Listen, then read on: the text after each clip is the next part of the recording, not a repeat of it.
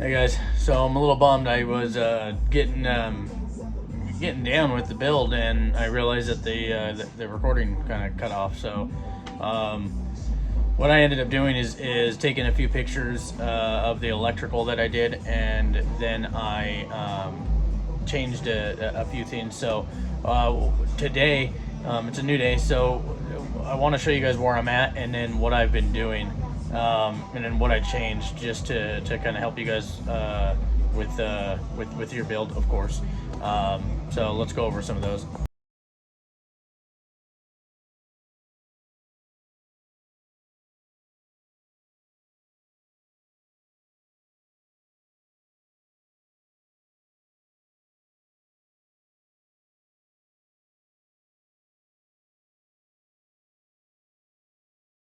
I have 8 back here and 10, so I have 10 on the cab, and then I got these 4 up here on the blade, and then we got the GPS done.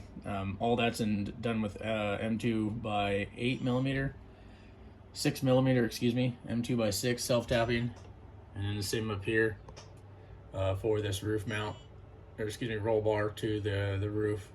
Those are going to be M2 by 12s, because I wanted it to go through the top here and then all the way down into that back wall cab.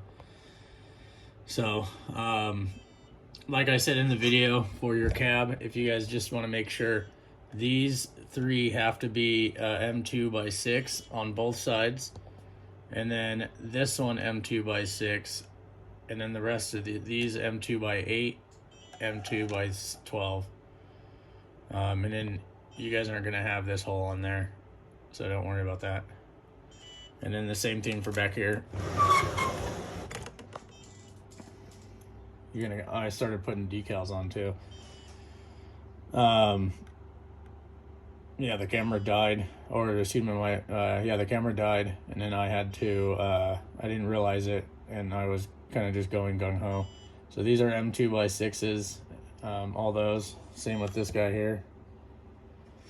And then these were M2 by 6s as well for all of these, except for there's ones behind here, hidden behind this thing, and that's going to be an M2 by 10, M2 by 6, same thing, M2 by 6.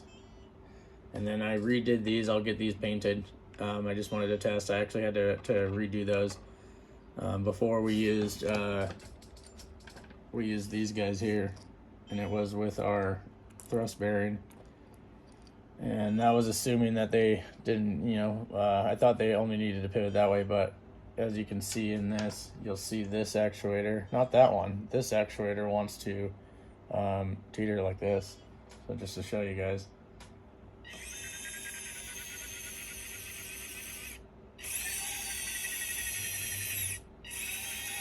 I don't know if you guys can see that.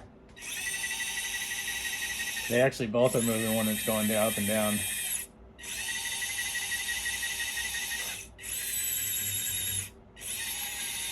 The one where we're teetering it like that, only this one closer to me, only this one moves. So what I ended up doing is putting a ball stud in there. So this will be a 3D printed ball stud, just like these down here. And what it is you have these 4 screws that mount the 2 together, and then your plate to go ahead and lock it in, the actuator in. But the ball stud actually goes in between before you mount these M2 screws, and then it locks that ball stud in. And then of course the same way that we mounted this one, with thread lock and a fine thread M3, and then a threaded insert. We're still using that. So this seems to work very, very well. I'm really liking it. So we'll go ahead and get everything else finished. We got our details done on this guy. We'll start adding our decals. This one is going to get our D8 decal. That'll go right there, and then we'll get the other ones going. But yeah, and then the ripper, just follow the instructions for the ripper. That one is relatively, it's pretty straightforward. you're just going to use your shoulder screws, your 4mm up here, and then the 5mm, or excuse me, 3mm with the 4mm shoulder, and then the 4mm with a the 5mm shoulder. See if I can zoom in on that bolt right there. That's the M4x5, or the 5mm shoulder, M4 thread, M3 thread, 4mm shoulder. And then put your pin here. There's going to be kind of like a lock right here. I just didn't have, I haven't cut the 5mm pin, and then the 4mm pin here, and there'll be another lock there, and then 4mm pin with a lock as well. And then I didn't put a lock on this. I should have got a set screw or a grub screw, and then use that there. I'll put that in the bill of materials for you guys, so you guys don't see this head. All you'll do is see is just a pin in there, which will look so much better. I'll probably order some so I can get some, but for now, this is what we're looking at. And then I thought this was really, really cool. I love the lights. There's just so many lights. And then I put this on the other switch for these other ones. Just awesome. Love it, love it, love it. So bright. Can't wait to show you guys this video running. But you can see the, we'll move the tracks a little bit. Oh yeah. Just nice. We could do a little creepy crawly. Looks good. I like the way that these tracks came out too. I printed these tracks standing up, just like this. And I'll test those for you guys, see if that way is going to be viable. If not, then we'll figure out a way to get them to print laying down, something like that. Maybe we'll have to have like a temporary piece that gets printed on it on the backside with it, and instead of support. But we'll figure it out. But so far this has worked. I've already tested this in the dirt and the and in the sandbox. I was doing circles and just testing all that, so nothing happened. Everything was good. Didn't get any jams or anything.